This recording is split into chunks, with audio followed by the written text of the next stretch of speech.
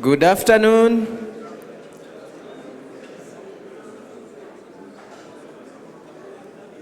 May I call those still outside to come in, please, so that we can start our last session?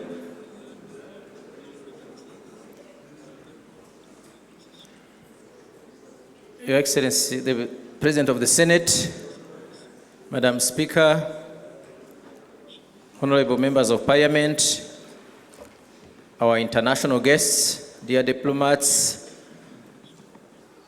ladies and gentlemen, all protocol observed.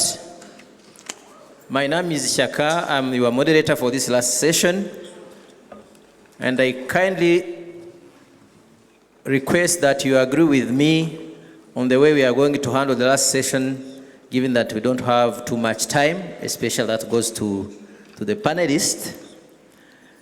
Can we do a 5 to 7 minutes each maximum for the first entry point, and then we go back to our discussants for 2-3 minutes intervention, and then we have questions which our panelists will again handle and try to elaborate more. And for that, may I also propose that we focus, as it has been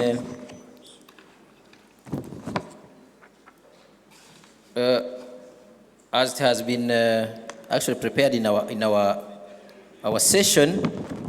The objective of our session is to encourage. We are focusing on networking in order to encourage and reinforce partnerships between Rwandan and international academic researchers and policymakers in genocide studies, and thus enhance the development of genocide prevention strategies. But also we do this with the aim to develop a coordinated national agenda of research to build a legacy based on the outcome of this conference.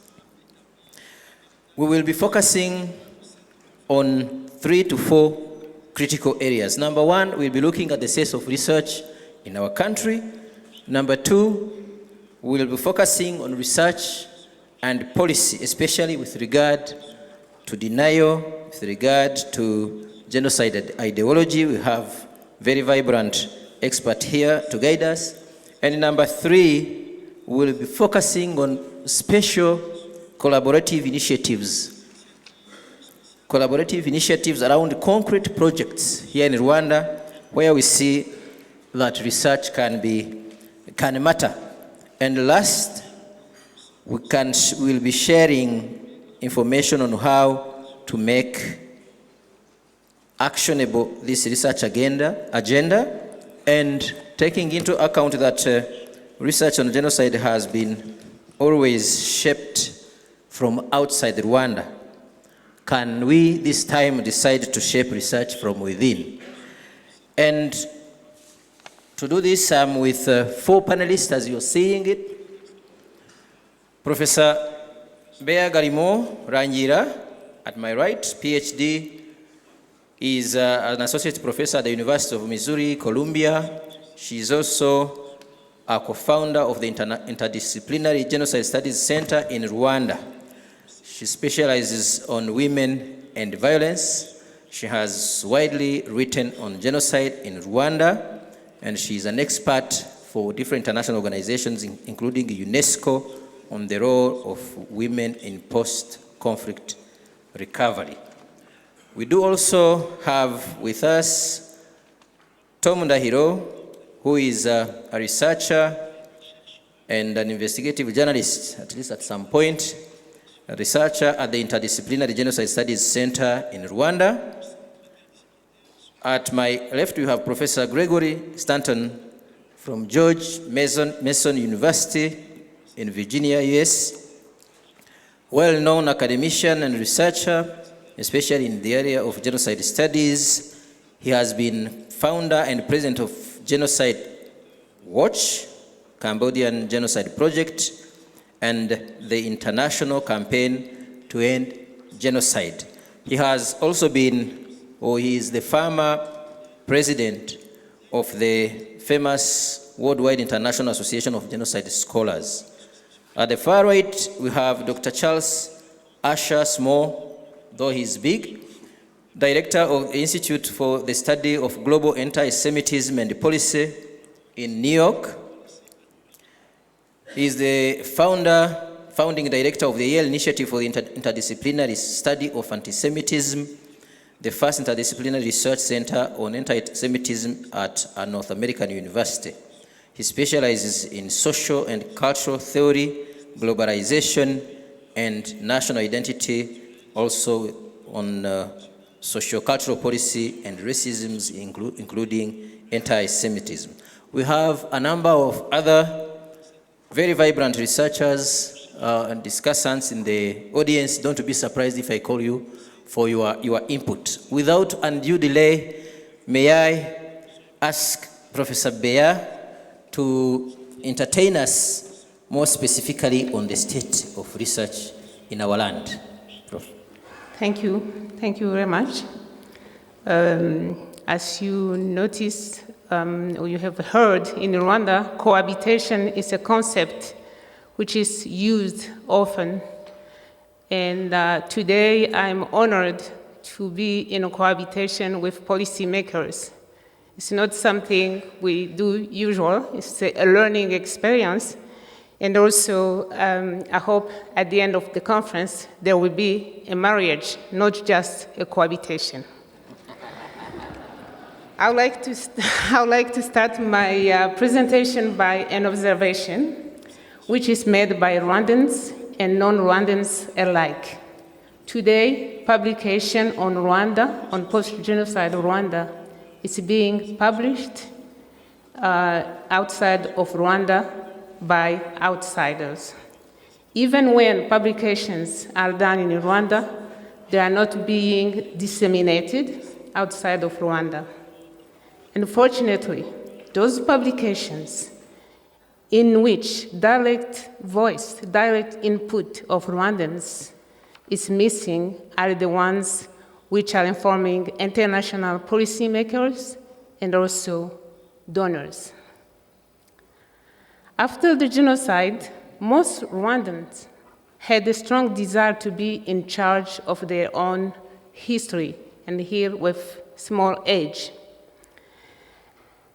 But unfortunately, this didn't happen overnight. What did hold them back? I would like to talk a little bit the reason why there's this lack and rather absence on Rwanda researchers in international arena. And many factors are behind this. The first, like any domain of Rwandan society, research has been affected by the genocide. Researchers have been killed during the genocide. Some of them fled the country. Some are incarcerated because they committed the genocide. There was also issue of trauma. One needed to deal with one's trauma first before you can decide to do research. Genocide is a traumatic event for the Rwandans who were inside and outside the country.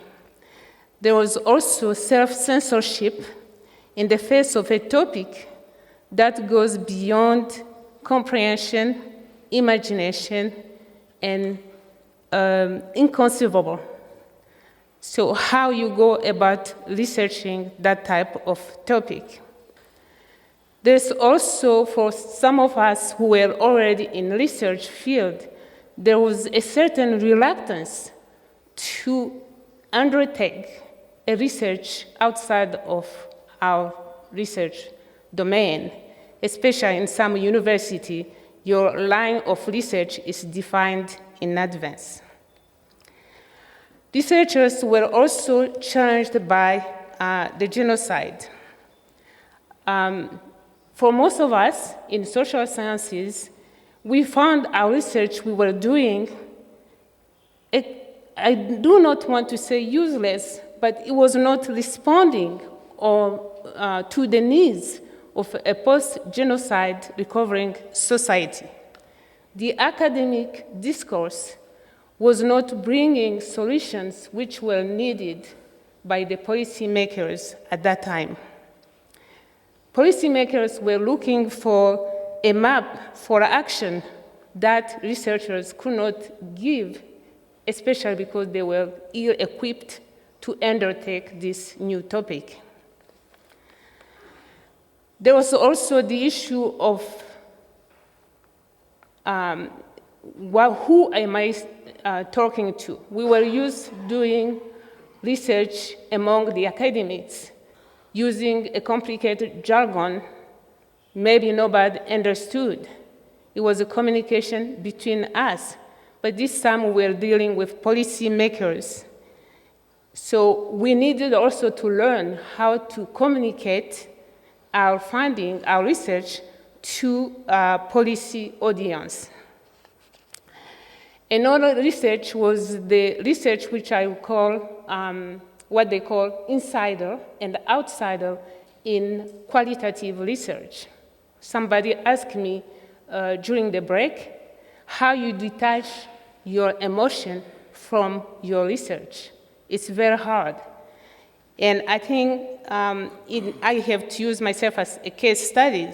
If you are a direct or indirect survivor of the genocide, it's very hard to take this cold distance of researcher to study the subject of your research, the survivor of the genocide.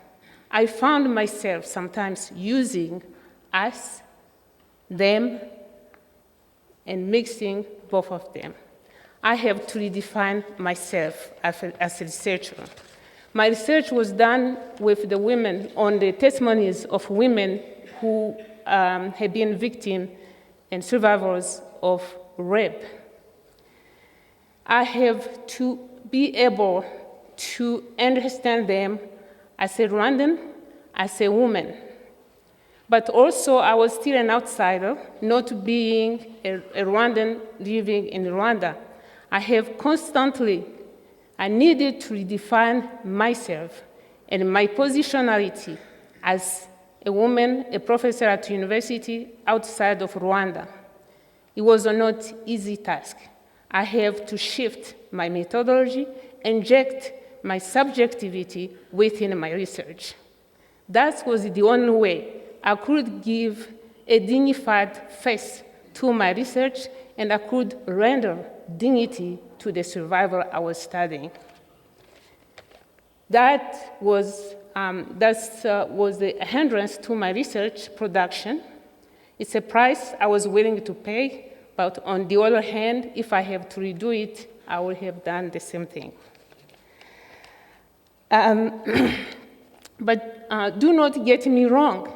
During all the time, we were searching ourselves. We were wondering how to do this research. Research was going on, especially local knowledge was privileged. There was think tank, informal think tank in Rwanda, which was informing policy using homegrown solutions, which have been informing policy even up to date.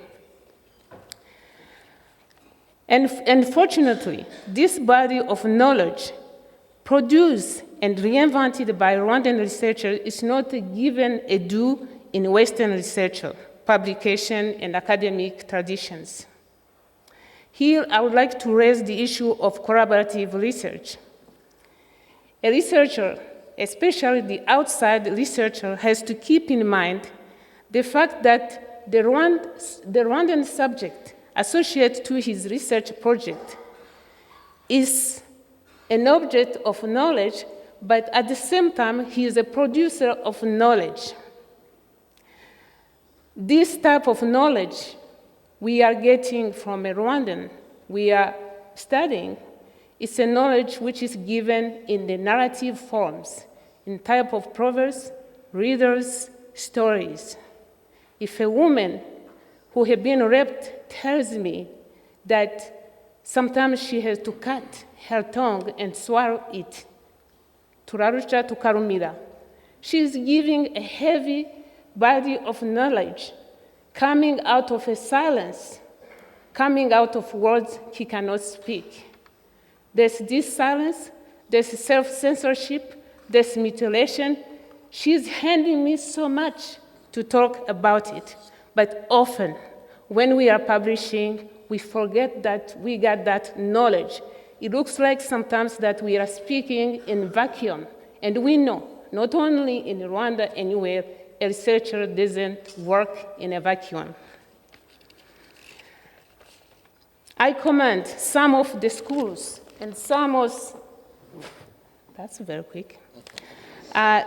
the schools which has decided to bring their students who were doing thesis in Rwanda, or some of the researchers who came back in Rwanda to do research and restitution. This is very important. It's a recognition that your research has been successful thanks to a body of people who provided this knowledge. It's also informing, but it's also sharing information and knowledge. Also, another thing I would like to point out in my 1 minute, the gap between the academics and policy is still widening in Rwanda. But I have to say it is a two-way process. Academics need support in involving government advisor, policymaker, right from the beginning. Often, policymakers are inviting researchers to, at the end, to check the outcome, the performance. And some of the researchers, especially in the CNLG, where I am now as on sabbatical, we have a body of researchers who go on the field, who collect the data, who analyze them, who package them, and hand it to the policy makers. We would like to see, once the policy is adopted, instead of asking somebody from outside to come and check and evaluate the implementation of the policy, we would like the researchers who start this project to be involved until the end. Also, the academics themselves need sometimes to change the way they communicate with policymakers and change their complicated jargon to make research accessible to policy makers. And frankly, this is the last point, but I need to talk about it. If you can give me 2 more minutes. And this part is very important because we are asking Rwandans, especially Rwandan in higher institutions, to publish. We are evaluating them. They are being evaluated because of the research production. But on the other hand, we are not giving them opportunity to do research. I think that's a catch-22. They cannot go to conferences because there are no funds. Conferences is just to go speak. It's networking. It's knowing what's going on, but they don't have that chance. They don't have time off so they can do their research. For that, I would like to propose independent research institute. This research institute is not going to be a place where we will have people on government or any outfit payroll.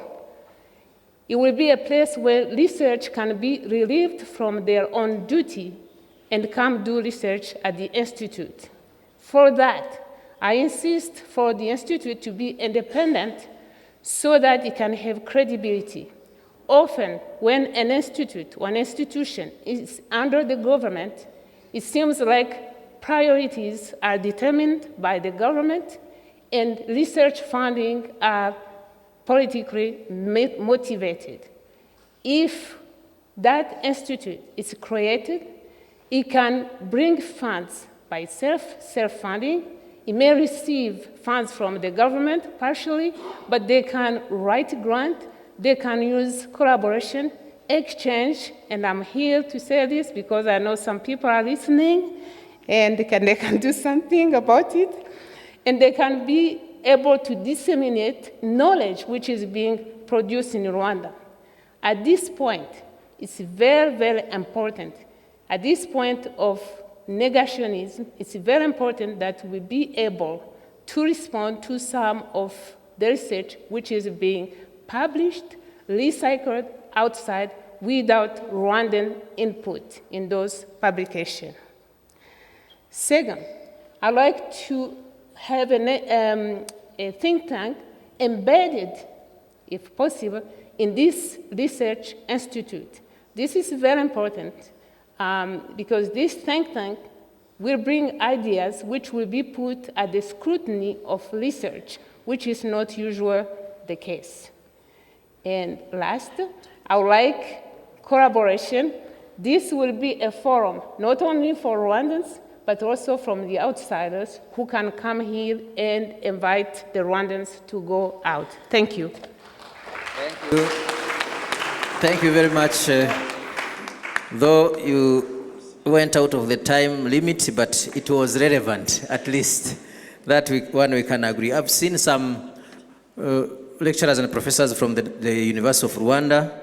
I'm sure we'll hear more about their agenda for research, their aspirations. If they do you buy in what Professor Bear has said, or he has gone too far? Can we go on my far right to Dr. Charles Asher Small, and specifically,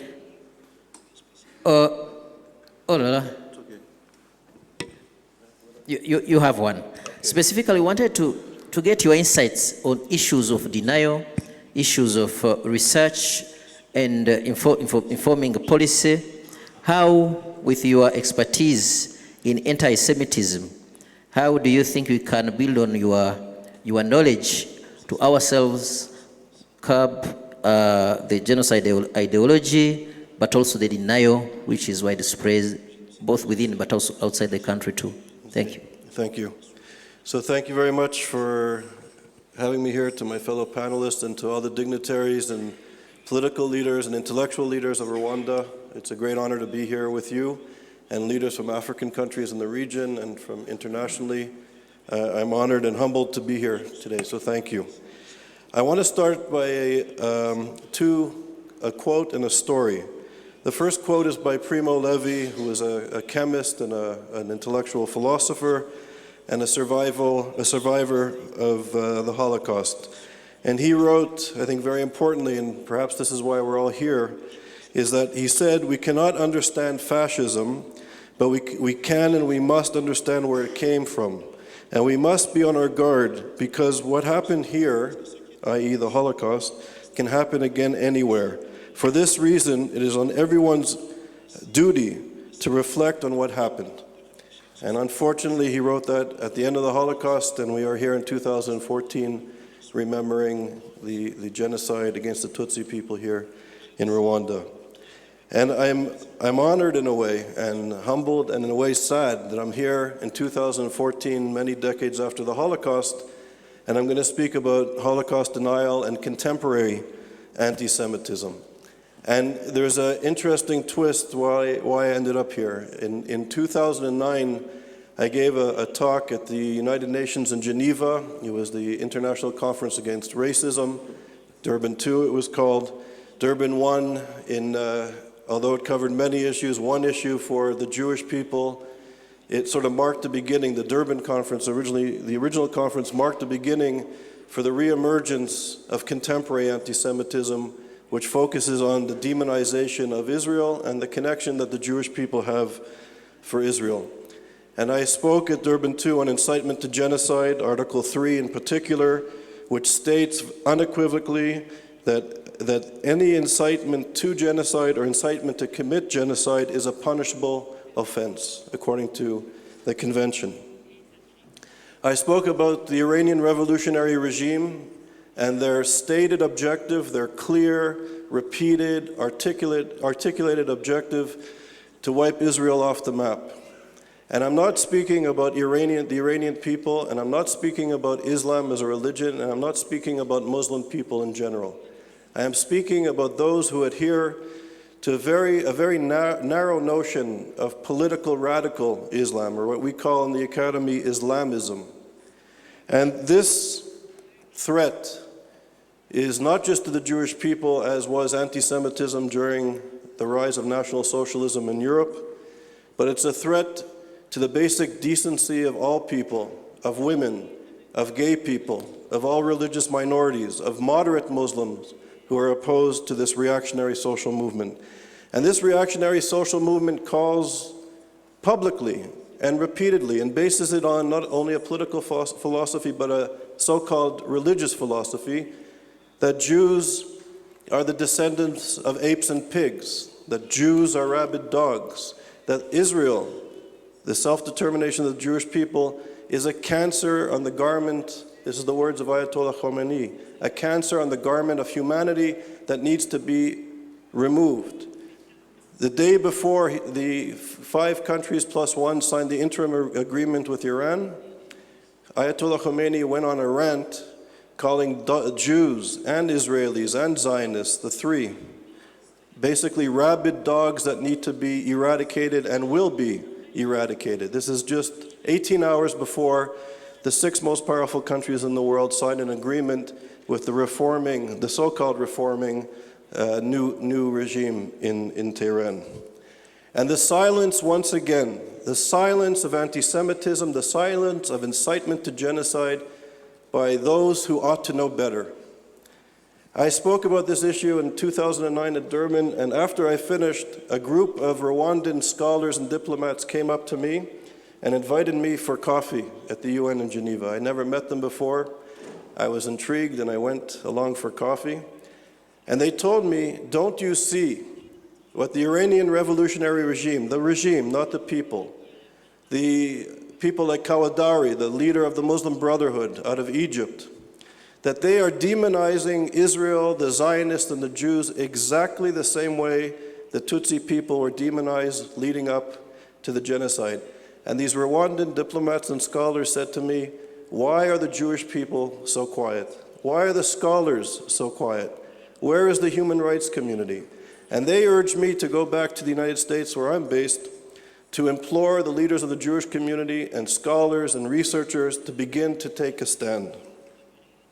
So I'm here 4 or 5 years later, and I'm here to talk about the incitement to genocide against the Jewish people today, and the silence of the international community and the silence of the intellectuals.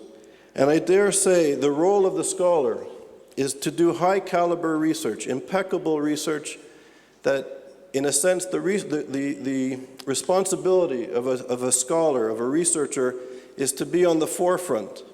And if we as scholars and researchers do, as Mr. Stanton, Professor Stanton does, and he'll speak in a moment, and his work has informed mine and many others, is that if the role of the researcher is doing cutting-edge, high-caliber research, we must be the alarm.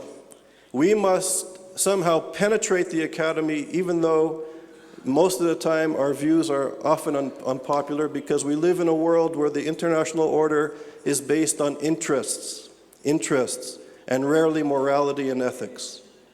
And we have to penetrate the interests of the academy. We have to change the curriculum. And by changing the curriculum and changing the way scholars perceive the changing reality, the rapidly changing reality, possibly we could begin to inform and work with and have discourse and conversations and workshops with our policymakers. And the thing with anti-Semitism is that it wasn't in people's interests, it wasn't in the power's interests up until in the United States, until 1942, to do something about National Socialism. The Americans, if you remember, joined late because it wasn't in the economic interest of the Americans to intervene to stop National Socialism for a series of reasons. And today, it's not in people's interest to hear that the demonization of Israel is not just a parochial Jewish problem, it's a human rights problem.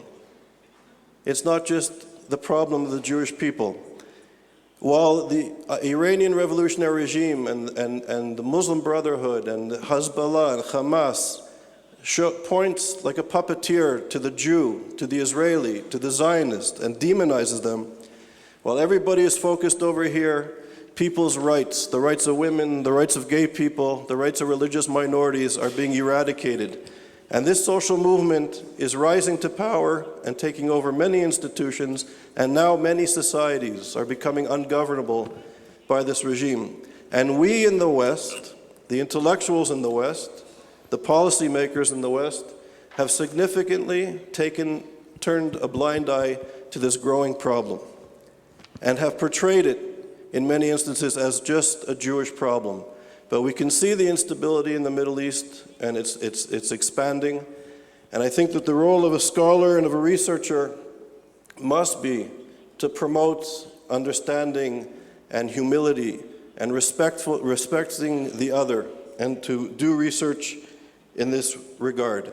Professor Elie Wiesel, who is the honorary president of ISGAP, the institute that I run out of New York, we do programming in many universities in North America and now Europe, he said 10 years ago that he's never been so concerned about the rise of anti-Semitism as he was then. This is now 8 years ago when he said this. And he said that we're living in a time of a great urgency. And then he corrected it himself to say, no, we're living in times of a great emergency, referring to the reemergence of anti-Semitism and the threat it poses to basic notions of humanity, of humility, of citizenship for all. And I'll just end, because I know we don't have much time. I remember of the words of Emanuel Levinas, the Jewish philosopher born in Lithuania, his entire family murdered. During the Holocaust, he survived as he was in France, and he basically became a very important philosopher as he brought Jewish thought and Jewish ethics into the Western university. And he said that the moment we see ourselves, we see our face and the face of the other, this is the moment we become human. So when we see our face and the face of the other, this is when we become a human being, at that instant.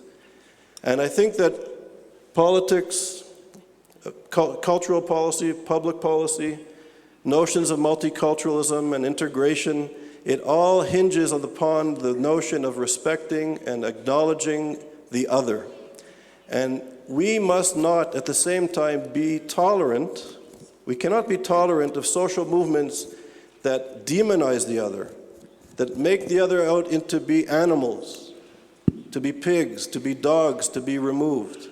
And we cannot tolerate those social movements that call for the eradication of any group of people. And if we remain silent, we know sitting in a place like Kigali, we know, remembering the Shoah, the Holocaust, that our silence is an action. Martin Luther King said that we'll be judged by what we do, but we're equally responsible and we'll be judged for what we do not do. So thank you very much for listening. Thank you very much, Prof. We've got it. Silence is an action. So before I turn to Professor Stanton, let's go to Tom. Tom, you have heard it all. I know you are investigating on denial and genocide ideology. What do you have? Tell us briefly. Thank you, moderator. Your Excellencies, distinguished delegates, ladies and gentlemen. Today is not just another day for me. I was around this building in 1994, but I also read somewhere that on this date, Colonel Theoneste Bagosora was in a party where he was, among other dignitaries, who was celebrating Senegal's National Day, and he whispered to Colonel Luc Marshall from Belgium that the only plausible solution for Rwanda would be the elimination of the Tutsi. It was today, 20 years ago. On the 3rd of April, RTLM announced that there would be something small, hazaba kantu. On the 3rd, 4th, skipped the 6th, and said on the 7th, there would be an explosion. You'd hear bullets and explosions everywhere in Kigali. Genocide was being planned, and it really happened. The something small was something big. Death of 1 million. Moderator, you asked me to tell you the state of denial. It's not genocide denial. I met Stanton in Argentina 3 years ago, and the Nigerian professor corrected me when I was making a presentation on denial and said, you shouldn't be saying denial because what you are saying is supporting denial. Then call it supporting genocide and its ideology. In 1998, a Ugandan who lives in America, in the United States of America, by the name of Remigius Kintu, published a document and had this quote, a long one. In 1993, a Tanzanian evangelist investigated the ethnic conflict in Burundi. He found that even Christian values have not bridged the satanic gap between Tutsis and Hutus. As he delivered his report to a meeting of all African Council of Churches in Nairobi, he concluded that if the devil belongs to a tribe, it must be Tutsi. He said again, one cannot be against apartheid in South Africa and at the same time turn a blind eye on Tutsi minority, sinister campaign to dominate the majority with savage brutality which surpasses that of apartheid South Africa. This document was later published on 10 different websites, or you can get to almost 12 web links whereby you can find this document. It wasn't clear who said this, just a Tanzanian evangelist in a report to African Council of Churches in Nairobi, saying if the devil belongs to a tribe, it must be Tutsi. I don't get the answer. 14 years later, December 2012,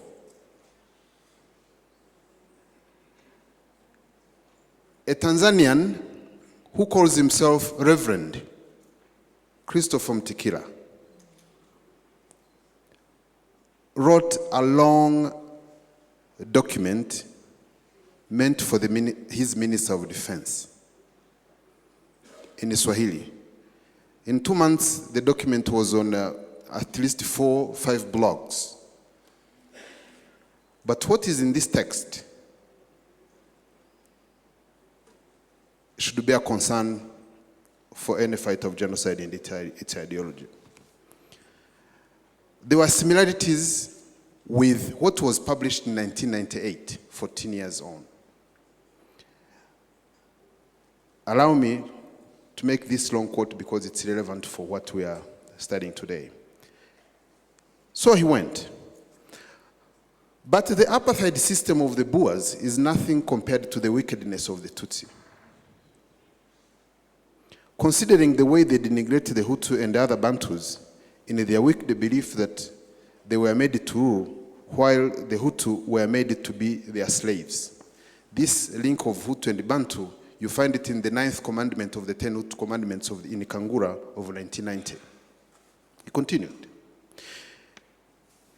It is a well-known fact that the Tutsi look with disdain at the Hutu and the other Bantus like you would do with the feces.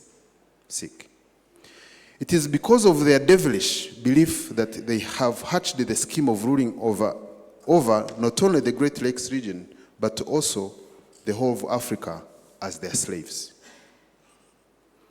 Their practice to eat first and then throw the crumbs to their slaves, in bracket the Hutu, after having spat on them, is historically known by every citizen of the Great Lakes region. Even when development brought this to an end, still Tutsi women went on with the practice of denigrating the Hutu. They would marry the rich Hutu but would not get impregnated by their fellow Tutsi, if necessary, even by their own brothers, if there are no other Tutsi around. This you do find it in Kangura number 46 of 1993, this theory.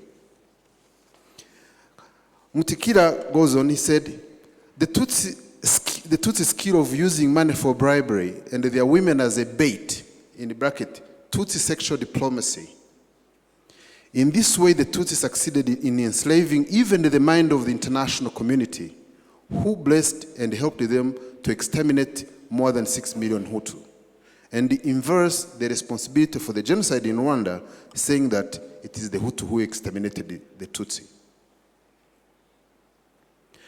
He not only denies what happened, but in that very document, he defends the genocidaires. And one of them is Felician Kabuga, who the world is looking for and cannot be found. He says Kabuga is just another rich man, another Hutu rich man who is likely to use his wealth to support Hutu revolution. And the Tutsi are so thirsty for his blood and his money.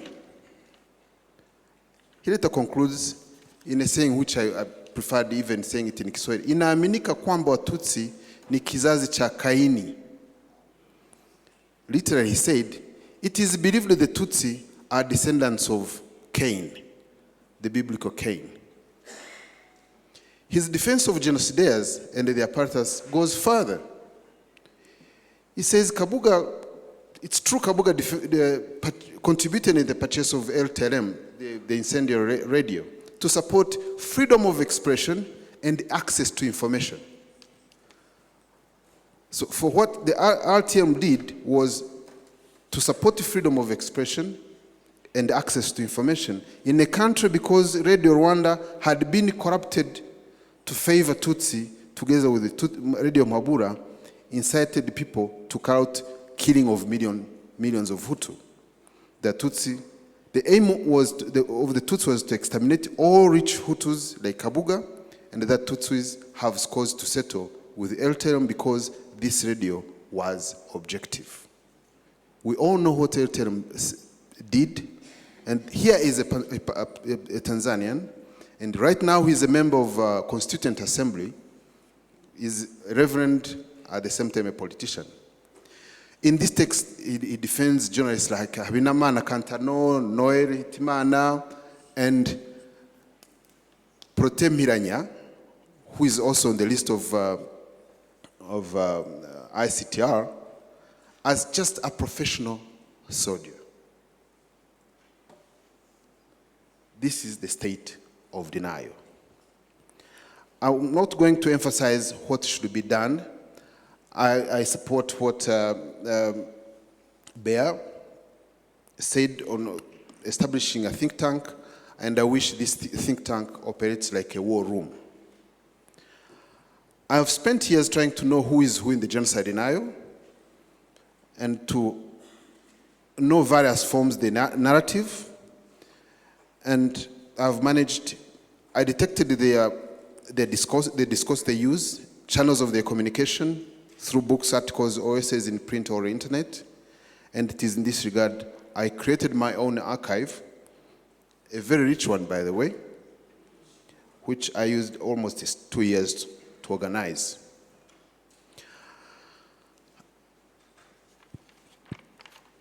I've even been trying to see who is more virulent denier than the other, and who is more senior in the vocation of supporting genocidaires and their ideology. I believe one methodology we can use, sort of a software, creating a software. Just know what they write, who they are, who they associate with, their gender, their profession, their occupation, their nationalities, what they have published, past and present, their friends in this heinous ideology, sources of their quotation. Just pay attention to their writings and whatever they do. You realize how a Catholic priest who is a genocide supporter, Serge de Souter, would quote Peya would quote de Souter, and de Souter would praise another genocidaire somewhere in the United States. They would go to the University of Wisconsin to publish another book. And coming to conclusion, just let me remind you that in 1994, the genocide against the Rwandan Tutsi did not come as a surprise. We heard what was said. The media had prepared the ground by sowing hatred, as we see the hatred today in 2012 by a Tanzanian called Mutikira. When you study the extreme forms of violence, especially genocide, it is important to know that it is a mental process. Victims are killed with words or by words, and later by weapons like machetes. In the genocidal planning process, the media and academics like Nahiman and Rwamuche and Mugesera became cogs of extermination machine, but they could not do it if they did not enjoy the indifference of the international community. Genocide researchers and others interested in combating and preventing organized violence and hate crimes like genocide must be aware of this and be ready to tackle it head on. 20 years on, it's time to fight these criminal minds for the safety of humanity and the dignity of the victims. I thank you. Thank you very much, Tom. Here again, I couldn't play my role as moderator, but I think it was worth to give him more extra minutes.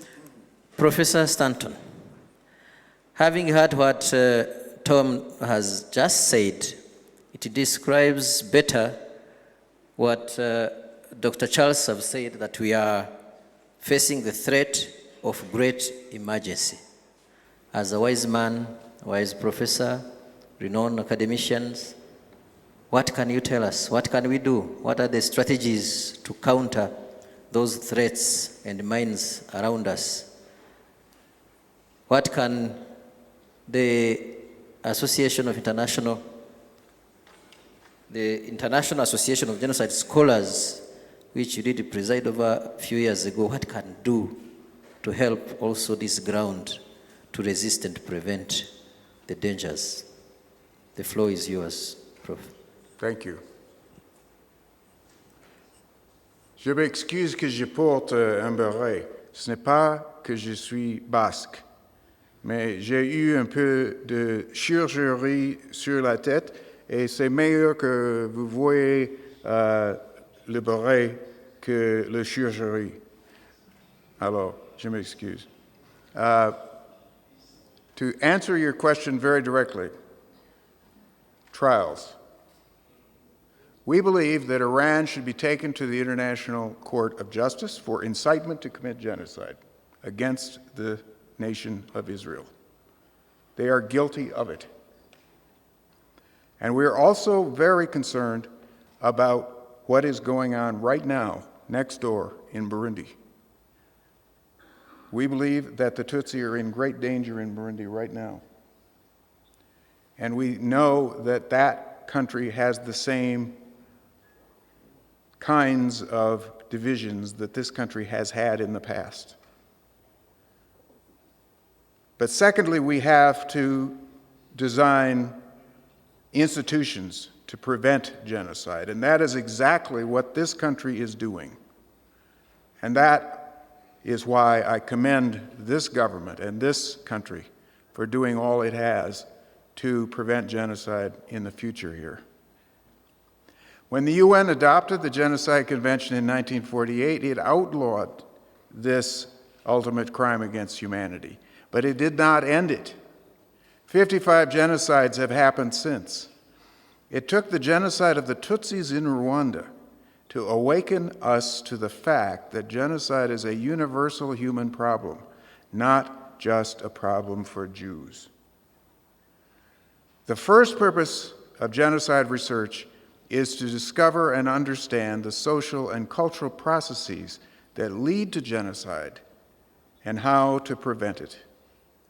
And that's the reason why I wrote the 8 Stages of Genocide in 1996 for diplomats in the State Department, a model that got loose and is now all over the world, painted on the sides of schools in Northern Ireland and is used here in Rwanda. It will soon be 10. And I hope that the textbook, the 150-page high school textbook, will be used for secondary schools all over the world so that people all over the world will know to prevent this terrible crime from happening and will know how it develops. The second purpose of genocide research is to design institutions and policies to stop these processes before more millions are murdered. And that's why I proposed the creation of the Office of the Special Advisor to the UN Secretary General on the Prevention of Genocide in a paper I wrote in 2000. It was finally created in 2004. And in fact, the current Special Advisor, Dr. Adama Dieng, who I consider a genius, will be here at this conference with us. The third purpose of research is to gather the evidence and build the courts necessary to prosecute planners and perpetrators of genocide. Not just international courts, because those are very important, of course, to judge the top leaders. But Rwanda has shown us the way that traditional courts can actually do a better job of trial and reconciliation in a society that can carry out so many trials that this country is now a different place than it was in 1994. It's why I did write, however, the UN Security Council resolutions 955 and 978, which created the ICTR and the internal rules for the Khmer Rouge Tribunal. These three purposes have been those to which I've devoted my entire life. How did I get started in this? For me, the research began in 1980 when I was in Cambodia and I was listening to the survivors of the genocide there. And walking through the mass graves of Cambodia and Rwanda and shedding tears with the survivors gave me a fierce determination to bring those who committed these genocides to justice. There are also other important purposes of genocide research. In the works of filmmakers, playwrights, and songwriters, novelists, poets, and artists, the anguish of victims and survivors can be directly felt. On the flight up here last night, I saw one such film that I recommend to you. It's called The Book Thief, about a little girl who survives the Holocaust by being protected by rescuers. Social scientists attempt to determine the risk factors and early warning signs of genocide using both quantitative and qualitative methods. Public policy journalists and professors try to determine what mistakes were made that led to genocides and what can be done in the future to avoid similar catastrophes. Historians write accounts of genocide and the fatal errors that caused them. They investigate their causes and what might have prevented them. But let me warn here of two tendencies that run counter to honest genocide research. The first is research by the nothing could have been done school that argues that genocide is inevitable and that nothing could have been done to prevent or stop it. Such research can be found in the writings of some apologists for American, British, or UN inaction to stop the Rwandan genocide. Alan Cooperman, for example, who's a friend of mine, but one can disagree without being disagreeable, argues that the American president did not know genocide was happening in Rwanda until late April 1994, and that American and other troops could not have arrived in Rwanda in time to prevent most of the killing. But folks, I was in the State Department with a top secret code word clearance. That's the highest you can get. And I have read those cables, and I know because I have interviewed the U.S. officials who served at the U.S. Embassy in Kigali in 1994, and I can tell you that those top U.S. officials, including the U.S. Ambassador and the Deputy Chief of Mission, Joyce Leader, in Kigali, were warned months in advance of the coming genocide. And Joyce, in fact, called Prudence Bushnell, the Deputy Assistant Secretary of State at the State Department on April 7th, 1994, and called it by the correct name, genocide. But the U.S. National Security Council, led by Richard Clarke, advised President Clinton not to do anything. And in fact, the U.S. wouldn't even call it genocide for 3 months.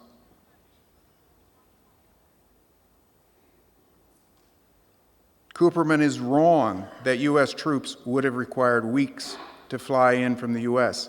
The fact is, and this is not broadly known because it was a secret, thousands of U.S. Marines were on U.S. warships in the Indian Ocean as the Rwandan genocide developed. And they could have taken control of the Kigali airport and implemented General Dallaire's appeal for reinforcements within days.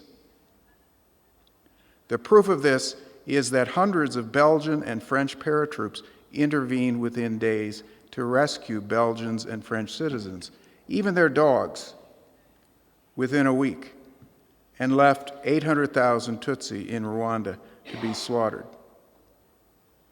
When President Clinton gave his false apology to the people of Rwanda, in which he said that in his office he did not know the Rwandan genocide was happening, he was lying. The second false line of research is by genocide deniers, like Peter Erlander, who argue that the Rwandan genocide was not carefully planned months in advance, that it was not the result of a conspiracy, that it was a spontaneous uprising, and therefore it lacked the intentionality necessary for it to be legally characterized as genocide. Well, Peter Erlander drank the poison of Major Alois Ntabakuze and other genocidaires that he defended in the ICTR, and has since spewed forth his denialism on his website. A recent echo of this neo-denialist view appeared in, would you believe, a New York Times op-ed written by Michael Dobbs of the U.S. Holocaust Memorial Museum, questioning the trustworthiness of Jean-Pierre, the informant who came to General Dallaire in January 1994, warning of the Hutu power plan to exterminate all Tutsis.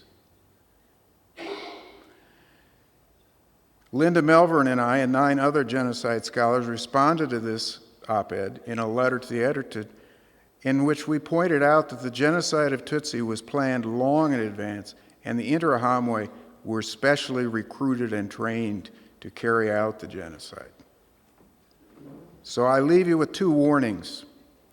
I would warn against such research for profit, research that is really a legitimating excuse for massive fundraising, to pay large salaries to Western activists, or by academics like Cooperman and Alex DeWall to gain tenure. I also warn against turning the anti-genocide movement into a Western, European, and American-dominated movement, foundation-funded by Western intellectuals. For the anti-genocide movement to end genocide, it must become the movement of thousands of people around the world, including here, who live in the countries most at risk. The findings of genocide research must be made available to secondary school students, religious leaders, and policymakers around the world. The anti-genocide movement must become a genuine world movement. Ultimately, the goal of genocide research must be to understand human nature. Genocide is committed by human beings, and only human beings can end it. Genocide begins with human words and ends with murder. In Hebrew, and this was in that film that I told you about called The Book Thief, what distinguishes living from non-living things is that God has implanted in every living being the Word. We are not just material beings. We have implanted in us spiritual souls capable of love and justice. Love is God's force personally expressed. Justice is God's force socially expressed. It is time for us to realize that God's Word is in all of us. In every person is the light of the stars. There is only one race, the human race. Acting together, we can and must end genocide in this century. Thank you.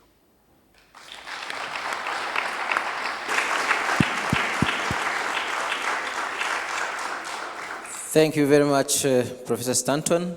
Yes, there is only one race, the human race. That is wisdom.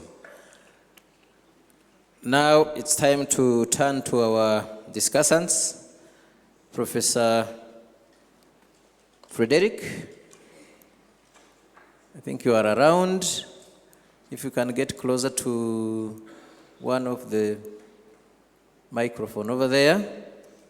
But before you take on the floor, I wanted to flash to the audience one intriguing question so that you can digest, and we will come back to you. The one regarding the two speakers have talked about creation of an institute, a research institute, I understand, in matters of genocide. Yet we have a number of such centers of research.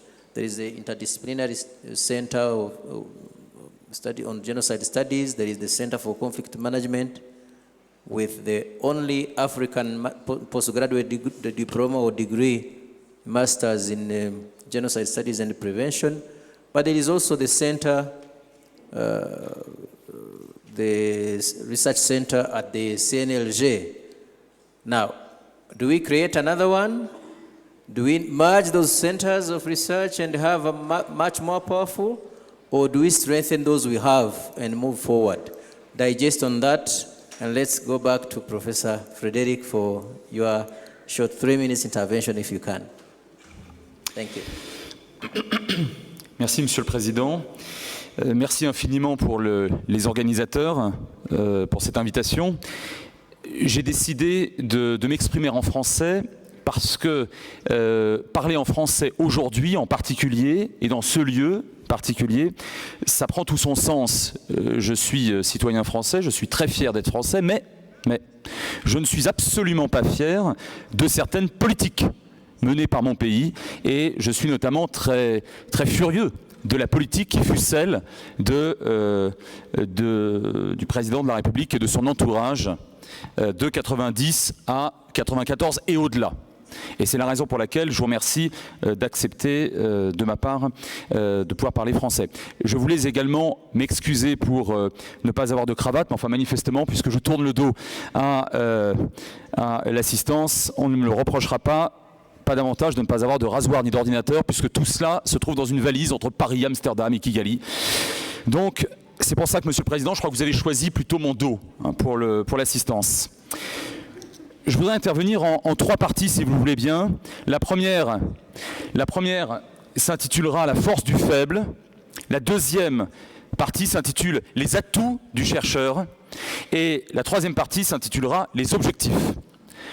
Première partie, ce que j'ai appelé la force du faible, c'est l'absence pour le chercheur, pour l'universitaire, en l'occurrence que je suis, nous sommes beaucoup ici dans cette salle, l'absence de moyens de coercition. Vous savez ce que disait Staline aux conseillers qui lui demandaient de faire attention à ce que pensait le pape de sa politique. Staline répondait à son conseiller, le pape, mais combien de divisions? De combien de divisions dispose cet homme?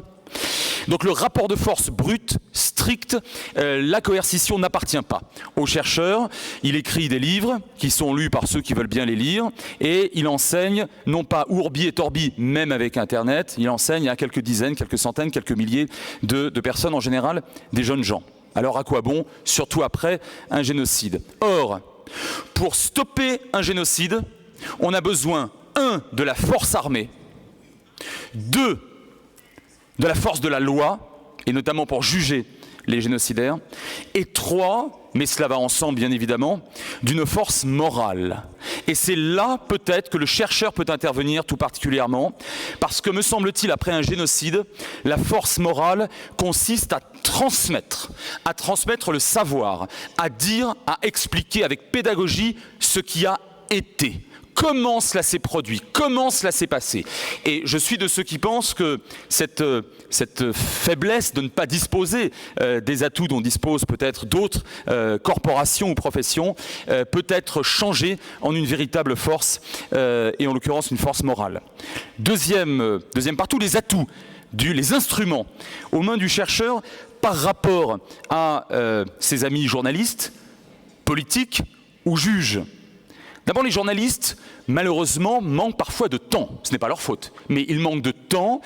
Nous sommes dans un monde où l'image et l'information vont extrêmement vite, où l'exigence des populations à savoir toujours plus vite ce qui se passe dans le monde se fait parfois au sacrifice de la possibilité de faire de la pédagogie, de prendre son temps pour expliquer ce qui s'est passé. Parfois, les journalistes aussi manquent d'espace, notamment lorsqu'ils travaillent dans la presse papier, dans la presse écrite. Et puis, il faut bien savoir que les opinions publiques ne sont pas nécessairement a priori passionnées par les drames, même les plus tragiques, qui se produisent à des milliers ou à des dizaines de milliers de kilomètres. Vous savez, c'est ce qu'on appelle le kilomètre émotion.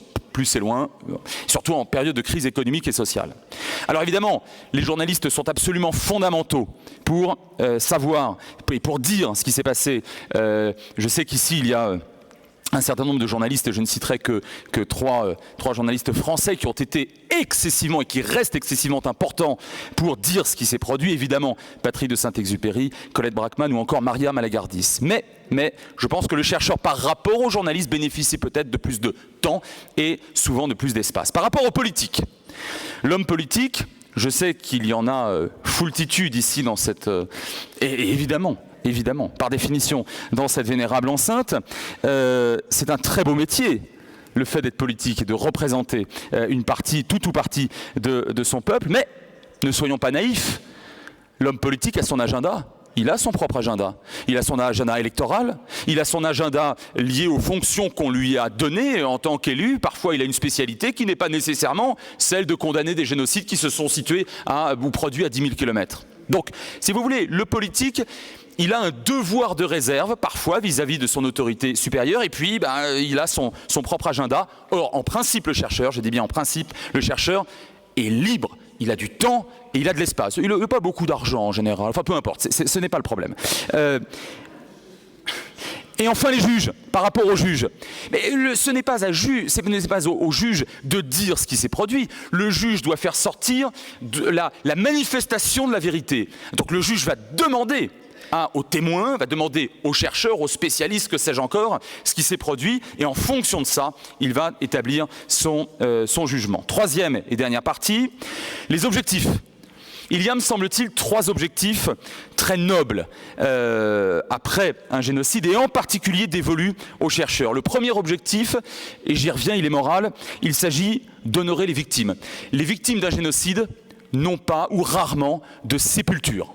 Ça a été vrai pour les 3 grands génocides du XXe siècle, c'est vrai pour d'autres génocides auxquels a fait allusion le professeur Stanton, et ça je crois que non seulement pour les victimes, mais peut-être pour la cohésion et la richesse d'une société, en vue d'une réconciliation, honorer les victimes, c'est très important.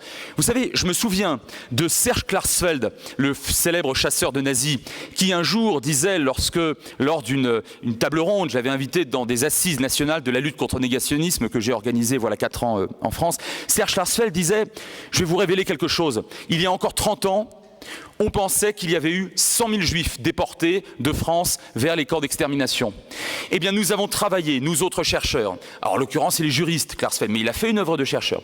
Nous avons été de nombreux chercheurs et nous avons découvert que finalement, il y avait eu 76 000 et non pas 100 000 juifs. Et là, il arbore un joli sourire et devant l'assistance, il dit « Et vous savez, je ne suis pas négationniste ». C'est-à-dire que l'important, c'est de dire ce qu'il y a eu, ce qui s'est passé, ce qui s'est produit, de dire la vérité. Deuxième objectif, renforcer le droit. Après tout, est-ce que ce n'est pas le juriste, mais qui a fait œuvre de recherche, Raphaël Lemkin, qui en 1943-44 construit la définition du génocide qui fera autorité, qui fait autorité en droit international jusqu'aujourd'hui dans le cadre d'un texte malheureusement toujours laissé derrière l'autre texte prioritaire qui est la Charte des Nations Unies, mais c'est-à-dire la Convention pour la prévention et la répression des génocides. Eh bien, il y a eu là un vrai travail de recherche qui est poursuivi d'ailleurs par beaucoup de chercheurs, et je viens d'entendre avec beaucoup de plaisir et d'humilité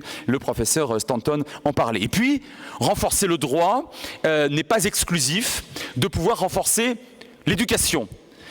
Mon Dieu, écoutez, moi je fais de la géopolitique. Quand je me rends dans un État pour savoir où se trouvent les crises les plus dures, pourquoi ceci s'est passé, pourquoi cela risque de se passer par la suite, eh bien je demande à voir, à lire ou à me faire traduire ce qu'il y a dans les livres scolaires.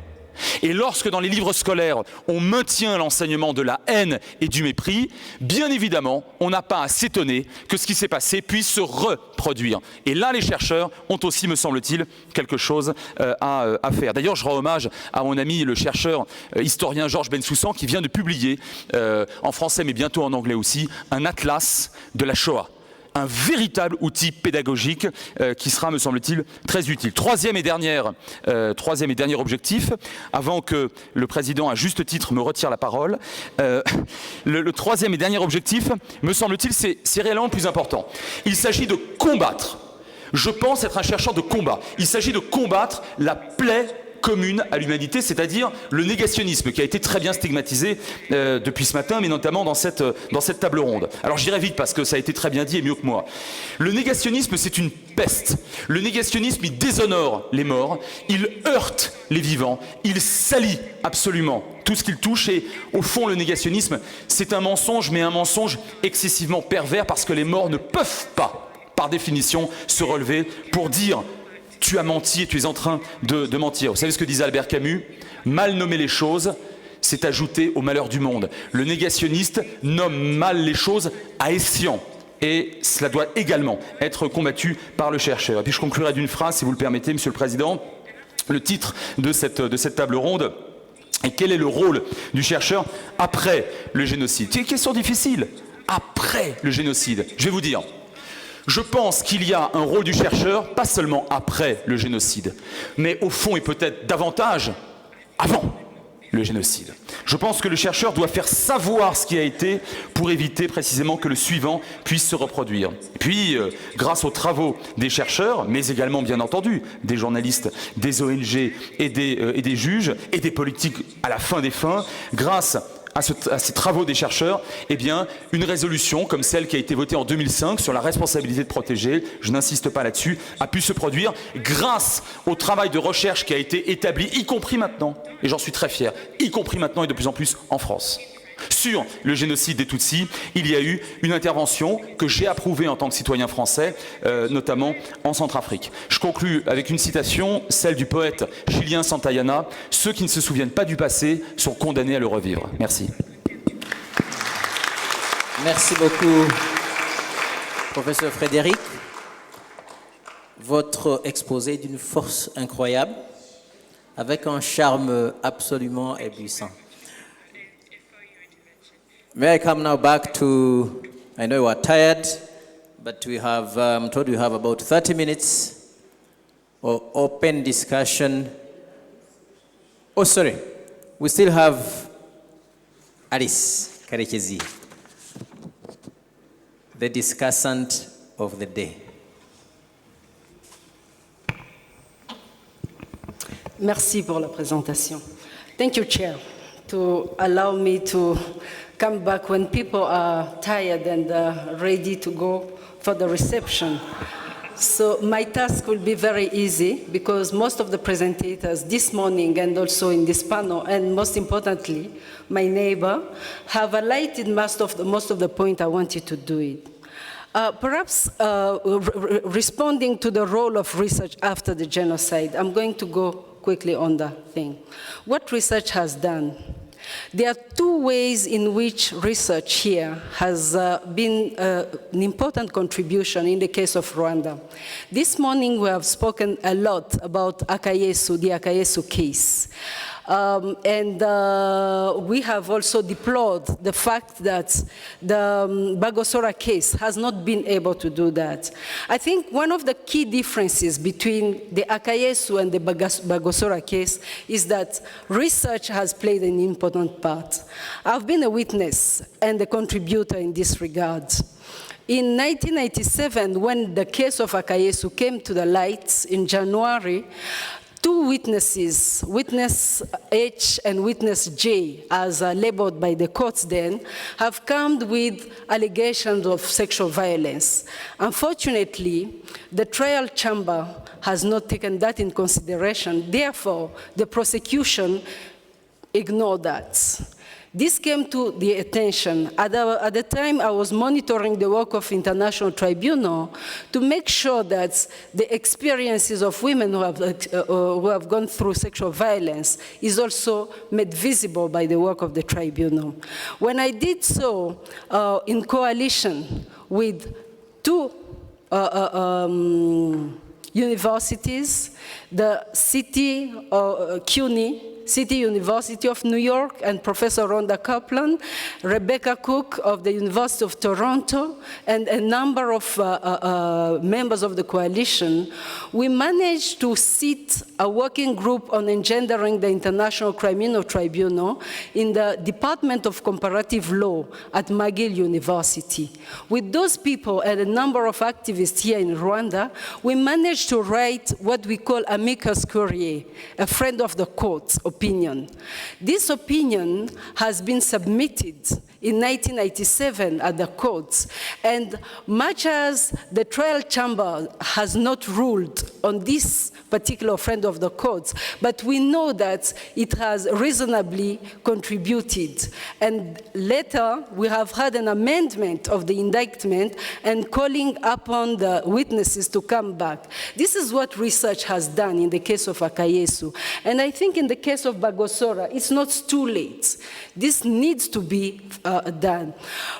In addition to the testimonies of witness J and witness H, we have managed, by using our language, to say that while the sexual violence have been accomplished near the municipal court office, as well as in the office of Akayesu, Akayesu said the following in Kinyarwanda: "Nimuzongere kumbaza uko mutusikazi ameze." We use this particular statement to translate that he has said, "Never ask me again how a Tutsi woman tastes like." And these are things that research can be doing. So I want to say something, and I'll close for that. I know that your patience has been put to the limit. Let me state, if you ask me today what is the role of research, I will tell you the following. In 1994, Rwandan Tutsi have survived near extinction. Rwandan Tutsi, Hutu, and Twa have ruled out partition. And like the former Yugoslavia, they have decided to live together. And Rwanda as a nation has overcome dislocation over the last 20 years. However, and speaking about the combat he has mentioned, I argue that today Rwanda is facing another important threat. That is, I contend, as vicious as the war on terror. That is, the gains of the last 20 years that have been painstakingly secured are today at risk because of researchers.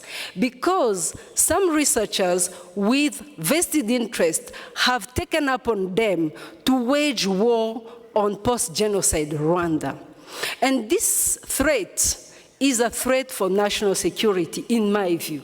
To address this threat, Rwandans have to sharpen even more their research skills and upscale their research infrastructure.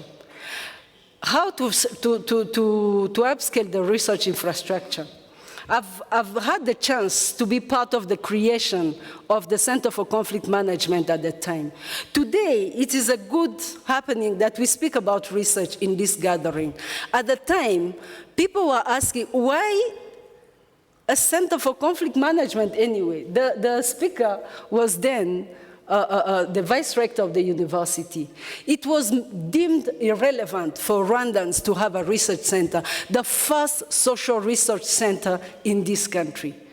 But today, we have to move beyond. We have not to have one center, not to have two, and that I'm responding to the moderator. We need 100 times more than what we have today. It is not a matter of having one or two. It is a matter of sharpening our skills and finding the language of speaking about what Pumla has said this morning. Being able to represent ourselves through research is a way of regaining control over our lives and destiny. Thank you, Chair.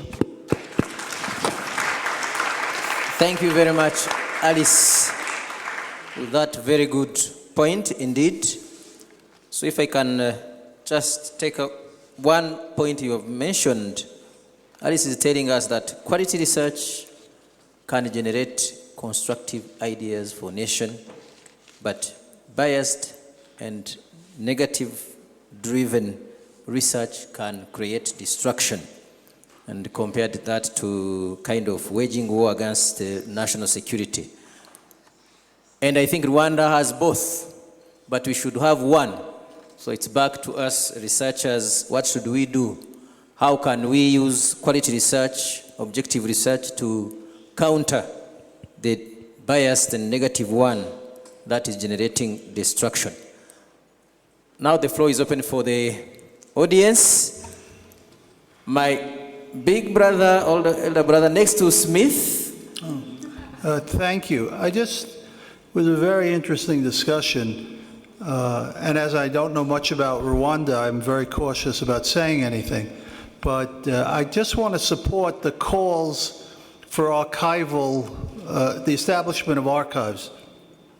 The methodological question is very profound. We're all finite and are only here for a short time. Secondly, oral testimony plays such a major role here, but oral testimony is always suspect of prejudice, and even if it's not suspect of prejudice, it's not suspect, it's a hermeneutical problem that the individual who gives the testimony can only be at one place at one time, so they can't testify to the overall operation of a genocide. No matter how terrible their testimony will confirm, the fact is that no individual testimony or group of testimonies, unless you had a testimony of everybody in the country, would satisfy the hermeneutical issue of justifying the decision that this was a genocide. Documents have a different status. Now, documents also have problems, but they are enduring, they are shareable, they are something that becomes the basis of an international conversation, like the Nuremberg documents became, and then the 42 volumes from the trials. The second thing is that then we'll also encourage research, which is very important. Yesterday I said to James, I went to his center, I looked in the bookstore, I didn't find any original research from Rwandan scholars. All the research was from foreign scholars. If you want to encourage an indigenous community of scholarship, you must create publications. And just a simple solution, the first speaker had a very nice long list of things, and all of them are valuable. But I would add one simple thing. There should be, through the Kigali Memorial Center, or the University of Rwanda, or the Genocide Institute that is offering the MA, a journal called the Rwandan Genocide Studies Journal, which would then be open to international submissions, but would especially encourage young Rwandans to undertake it. But it is absolutely crucial. The discussion I've heard for the last 2 weeks while I'm here, that there's some less than necessary condition for creating an archive, is simply a mistake, if I might say that with respect. You must work on that. And the longer we wait, the more documents disappear. The more documents crumble. It's very important, as soon as it can be done, to begin archival work, building an archive. This comment about 2 years of his own work. The second thing I'd say, and just conclude, is that revisionism is obviously on everybody's mind here. Holocaust denial, whatever you want to call it. the most important thing you can do in the face of Holocaust denial is to publish material and make available the authentic record. And so the strongest defense against Holocaust denial is publication of documents that speak to the issue. So it would seem to me that that would be the top priority for going forward in the area of genocide studies in Rwanda. Thank you very much. And indeed, the point I'm coming back to you. So thank you very much. So that we can take it, the Rwanda Genocide Studies Journal is a point to take in, and the archive initiative so that we can even document the testimonies which are important to map. I'm coming to you, my brother. The very first question about the Institute. If you are thinking digesting it, I can go to Goloba. Dr. Goloba. Yeah, thank you very much. My name's Frederick Goloba Mutebi. I'm Ugandan, but I do research in Rwanda and on Rwanda. I just wanted to make a quick comment on what Alice Karikes said about researchers waging war on Rwanda. And this really does raise a question about how much confidence we should invest in doing research as a counter war against the same people. And I would like to recall the period when M23 was fighting the Congo government and the amount of noise that generated. And I can tell you that from my own look at what was happening in Congo, a great many research institutes were actively promoting the idea that the problem in Congo were M23, because M23, of course, were taken to be Tutsis. We know how much this galvanized international opinion. Whether we are talking of Western governments, I spoke to many Western ambassadors in this country, and my question was very simple. Why was M23, that had just emerged, much more important than FDLR, that had been there for 20 years? And I didn't get a single answer. But if you consider that Rwanda lost aid, threats were being issued about invading Rwanda from all corners, and the issue was M23. No one was mentioning all the Congolese Rwandophones who had left Congo in their tens of thousands and were languishing in refugee camps in Rwanda. No one was talking about that. Everybody was talking about M23. M23 has now ceased to exist. FDLR is still in Congo and doing what it does best. Now, if you ask the Force Intervention Brigade, which became very active fighting M23, why they are not fighting FDLR, you'll be surprised at what they tell you. FDLR is very difficult to fight, but we all know that all the problems that have occurred in Congo since the genocide in this country, you can trace them back to FDLR. That FDLR, for some reason, is not being fought. Now, there is a danger there with researchers promoting anti-Rwanda propaganda and actually ignoring the root cause of this crisis. Thank you very much, Dr. Goloba. Very, very important point. Enemies of Rwanda waging war against Rwanda through also research, or so-called research. Let's go for the Major General, before I come to Yusta. Dr. Yusta. Thank you very much, the Senate President and the Honorable Speaker of the Assembly.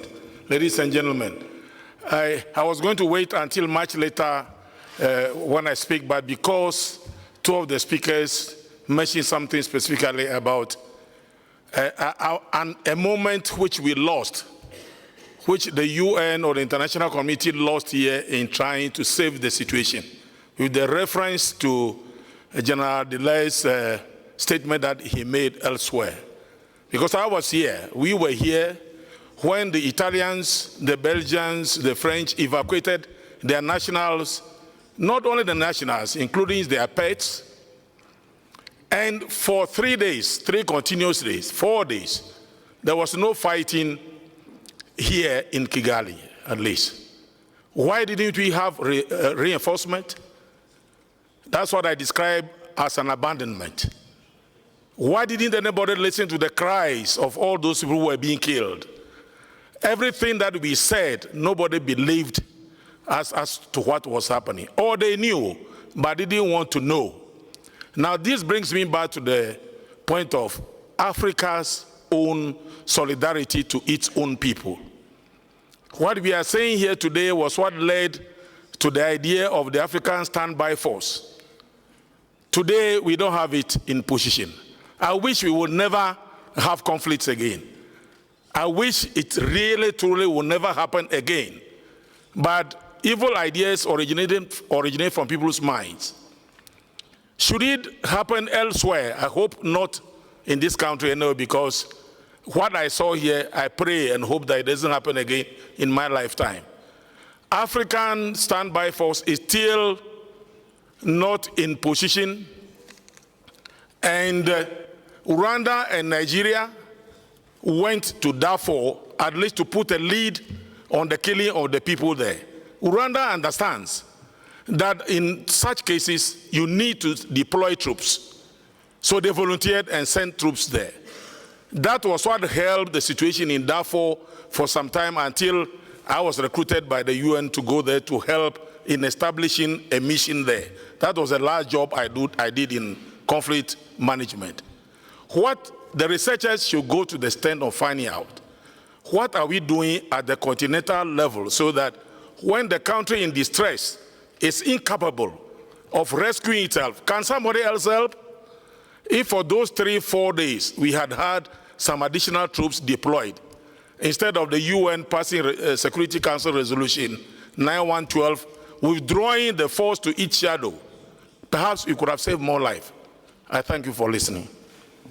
Thank you very much, General. For those who haven't seen the General being presented previously, he was the commandant of the African contingent in 1994, but he remained with his contingent. He was not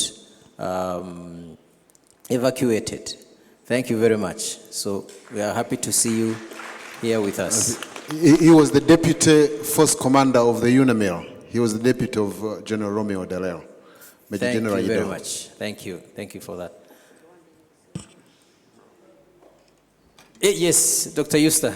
Thank you very much. I can see people are tired, but I think the debate I'm going to raise yes. One very important thing that this forum raises is that there is need to indeed enhance on research.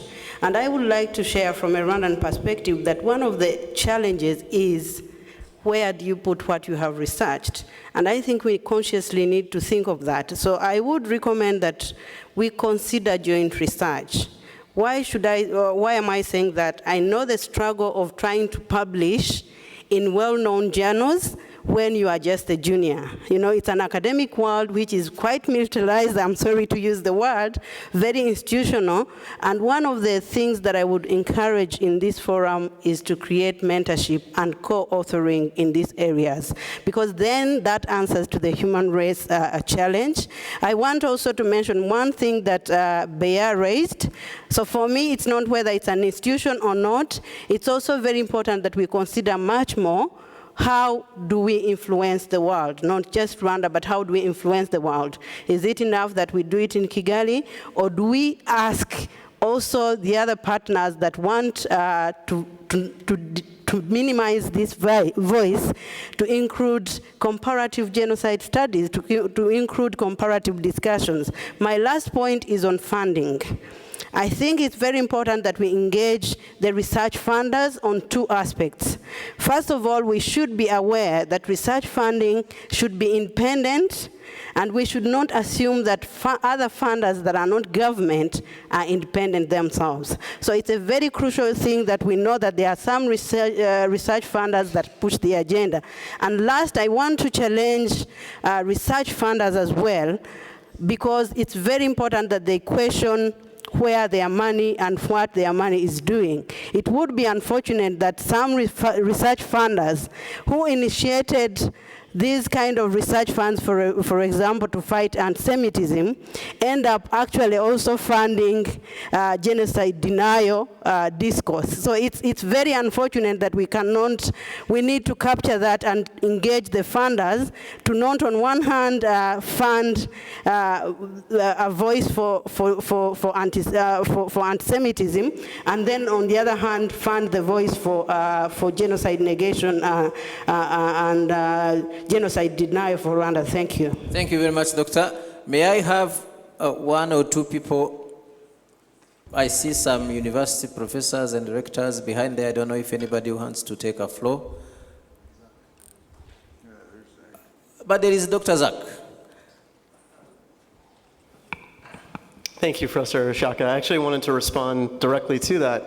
My name is Zachary Kaufman. I teach at Yale University along with my colleague to my left, David Simon. We both focus on Rwanda and genocide studies. We have a new president at Yale, Peter Salovey, who made strengthening relations with Africa one of the top priorities of his administration. And as part of that initiative, President Salovey recently appointed a senior staff member to focus full-time on Africa through outreach, recruiting students, and forging bonds with African universities. Many of us are interested in collaborating with academics here in Rwanda. Rwandan academics, of course, have experience, insight, and access to primary resources that we do not. We look forward to exploring opportunities to work together. Collaboration can and should take many forms. For example, to directly respond to James Smith's intervention earlier, I guess he's left, Yale, along with other Western universities, share Rwanda's and the Aegis Trust's interest in protecting and preserving the Gacaca archives in order to use these documents to gain understanding both of the processes of genocide and of the recovery from it. Western and Rwandan faculty can benefit from exchanges at each other's universities through visiting appointments, guest lectures in person or remotely through Skype, and joint conferences and research. Western academics could assist Rwandan scholars in publishing their work by identifying forums through which Rwandans can disseminate their research and perspectives around the world. But scholarly sharing should not occur only at the faculty level. Western and Rwandan students also, of course, have much to learn from one another. Digital classrooms and traditional terms of study abroad can foster mutual understanding to the benefits of all. Thank you. Thank you very much. So, last but not least, Minister Education, if I may. Because nobody wants to take on the issue of research. How do we institutionalize it? Do we need to support all the research centers existing? Do we need to create a new one? Do we need to merge them? How do we become more efficient and effective in just a thought, not as a minister, but as an academician too? Yes, let me say that what is obvious is that we need to strengthen the research aspect to deal with genocide consequences. Should we do it through a dedicated institute of research? It's possible. Should we do it through a dedicated journal? That's possible. But let's start by strengthening our capacity, as I was saying a few hours ago. We need to build our capacity by training our people at master's and PhD level in genocide studies. I've referred to this master's program on genocide studies. It is a master's program, but we need to take it at PhD level. So once you have the capacity, once our researchers can work with other researchers in other countries, when our research centers will be able to work with other research centers, we'll be able to publish more, we'll be able to conduct researches, and maybe it will be possible to establish a dedicated institute. But I cannot say that today, if even today we decide to establish an institute of research on genocide studies, that will not mean that the research is going to be strengthened. Let's start by building our capacity, then others will be mechanisms to strengthen the research aspect on the genocide itself. I thank you. Thank you very much. More than, who is this? Is Mirongo. Dr. Mirongo, 1 minute.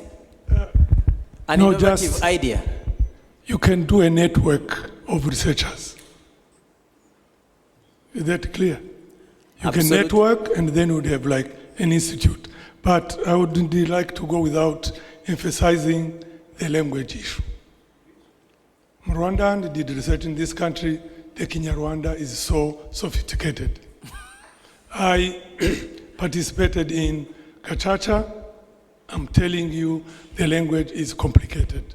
So that component of social, cultural, whatever, education is very, very important. Thank you very much. I knew you had an innovative idea, but Dr. Charles is expert in that. He will know how to handle the Kinyarwanda. Can we have 1 to 2 minutes maximum for each of our panelists, and then we conclude?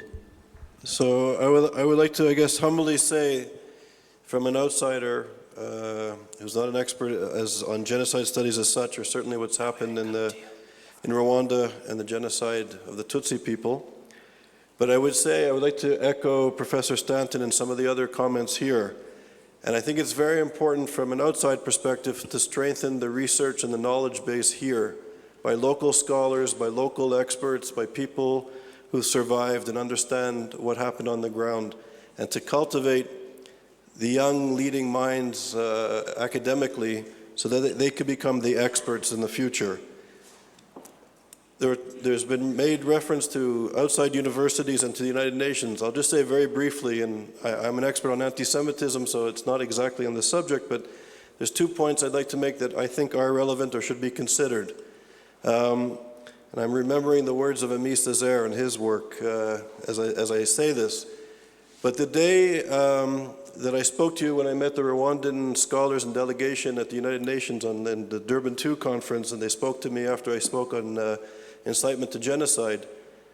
30 minutes after I finished speaking, President of Iran, Ahmadinejad, spoke to a packed audience at the United Nations, denying the Holocaust, blaming the Jews for fabricating the Holocaust to extort Europe with reparations and stealing the land that was not theirs. This was in the institution that was created from the ashes of the Second World War and certainly the Holocaust. It's an organization, I heard the stories what happened here in Rwanda, it's an organization that continues to this day, in my humble opinion, to perpetuate all sorts of issues, including the demonization of contemporary Jewry at this moment. And I'm also, I work at an independent research center where we do academic programming at McGill in Canada, at Harvard, at Stanford, at Columbia, at the University of Miami, and at Sapienza in Rome. And I have to say, as scholars doing contemporary anti-Semitism, it's almost easy and it's almost a relief for many scholars to look at the history of the Holocaust because that's in the past. It's easy to make monuments out of cement and out of iron and look at the history, which is very, very important. But it's the contemporary challenges that poses a problem for universities and for a political system that is operating with interests over education, over the searching for truth, and being concerned about the contemporary issues. So universities are now, and I have to say, like Yale, did not have the capacity to look at contemporary issues of anti-Semitism. There are historians at Yale and at other leading American universities that, according to leading scholars on the Holocaust, are at the forefront of sophisticated Holocaust revisionism. So we also have to bear in mind what are the politics of the institutions, what are the forces in the institutions, and how do we, who are concerned about contemporary forms of discrimination, of incitement to genocide, and of maintaining the truth, or focusing on a history focused on truth, how do we fit into these institutions? So to go back, I think developing programs here, lifting up and giving the resources to young minds here so they can give a truthful picture of what happened historically and what's taking place today is very important. Thank you very much, Doc. Tom, 1 minute, your concluding remarks. I don't have a conclusion, but a question to the audience. As we commemorate for the 20th time, how do we deal with those who incite hatred, genocide in nature? How do we deal with these neo-Interahamwe? Not neo-Nazis, but neo-Interahamwe. Some of them are not, the examples I gave are not Rwandan. I'm just, these neo-Interahamwe who are not Rwandans, who are outside. Legally, it would be difficult. You cannot take them to court. How do we mobilize shame against them? Thank you very much. Concise and precise. Yes, Bea. Thank you. I hear many comments, but one word, one important word was left out in my proposal, independent. And I insist, independent. That was very important. Second, I don't think in this research will be people sitting there and being on the payroll. No. This institute is not going to compromise any research center, but it's higher education. It's going to give opportunity, okay? If somebody from CCM has a compelling research proposal and submit it to this institute, and they have some grant money, there will be a committee analyzing it, give to this researcher time to do research instead of teaching at the same time trying to make ends meet, which is the case sometimes here. Second, I've talked about independent research institute because I insist on the credibility of research in this country. As I said, it's being said, and you said that knowledge is being controlled in Rwanda. No matter how much government wants to help this institute, and I'm saying they can receive partial funding from the government, but the institute has to self-fund itself through grant writing, through searching money, so they can help professors from university. Also, those quality PhD, the Minister of Education is talking about, the researcher, even if he has his PhD, still needs to learn. Knowledge is not a product, it's a process. Okay? If this research cannot learn, cannot read what's going on, doesn't have that time, won't be able to help a student produce the quality PhD you are talking about. Thank you very much, Professor Bea. Prof. Stanton. I just want to close with agreement with a number of the points that have been made by some of the commentators. One, genocide cannot be stopped without force. And that is exactly right. It is why I am so francophile, if you will. I very much appreciate France's willingness to throw itself into situations where its own troops are in danger, like they are in the Central African Republic right now, and where the African Union is willing to also risk its troops. That is a country that is undergoing genocide as we speak.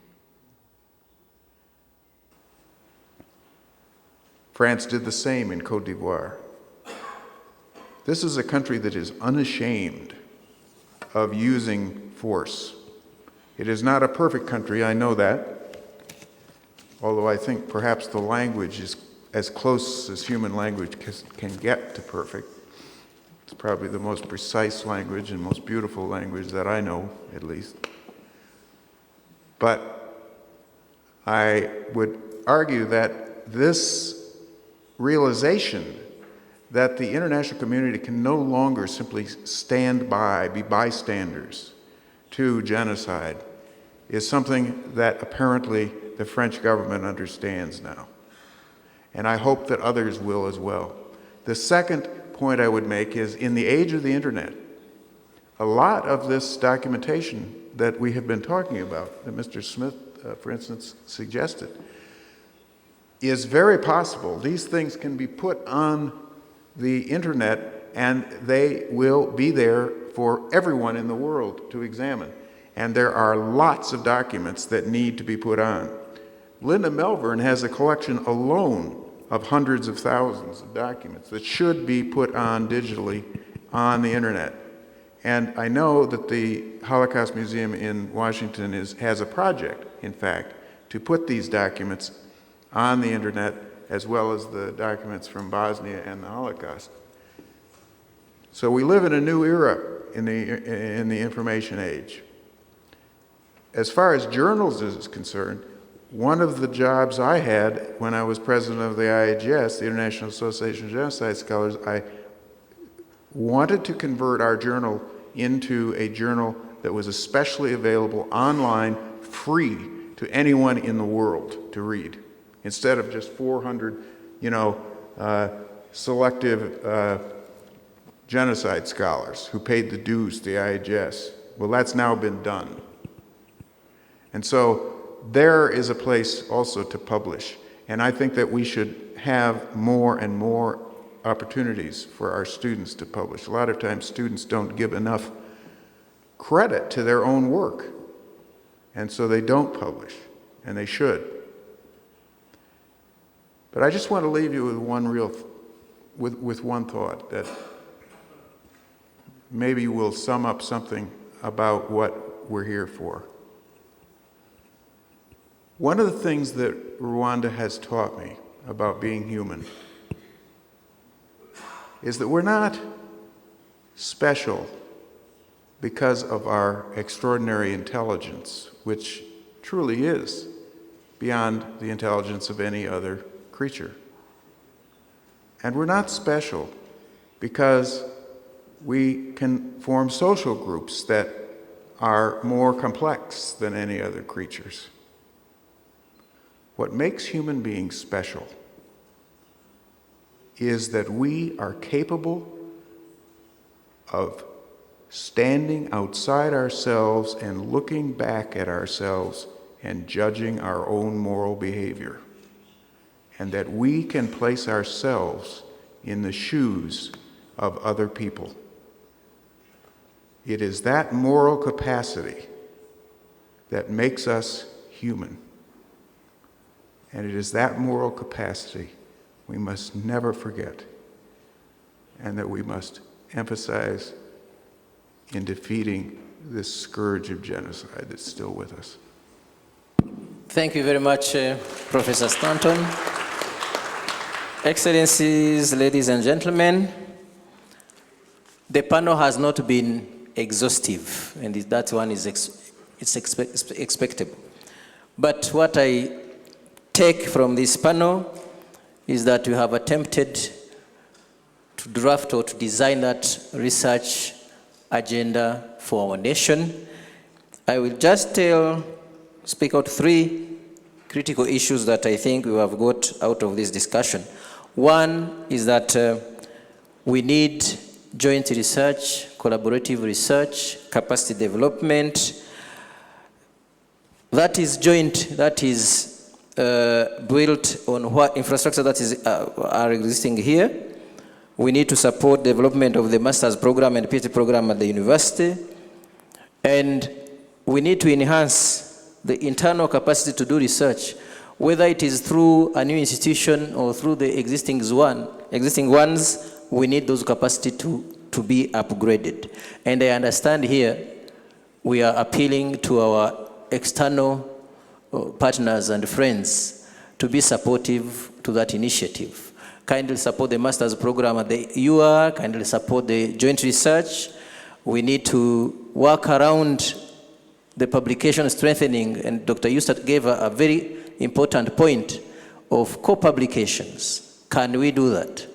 Can we have an Umuhigo for the young researchers, even the old one like me, to not live here without having get your own coach and mentor from our friends from outside. And those coming from our external friends don't leave Rwanda without having picked the researcher you will be mentoring and you will be doing publications with. That's number one. Number two, I think we have discussed a lot around the archives and digital archiving. I think that one, open access, that one is very critical as we are still having live testimonies, so we can't let that go, and it needs to be emphasized. And finally, now for the collaborative research, I think we need to emphasize also the availability of a number of independent centers, but also the CNLG Center, which are providing opportunity for collaborative research. The third point is very critical. We are faced with a war, a waging of the war, a reality of war, where enemies are fighting this country using biased research, whether we are from Rwanda or we are non-Rwandans, but we are one race, as Professor Stanton, you stated. Can we stand and fight together, because there is no other choice? Can we researchers, though we don't have bullets, but we can fight with our own research findings? Can we together here leave this room and this session saying we have created a network of human fighters fighting for human cause and fighting denial, fighting injustice, fighting genocide ideology for the only one purpose of perpetuating peace and the reason of human race?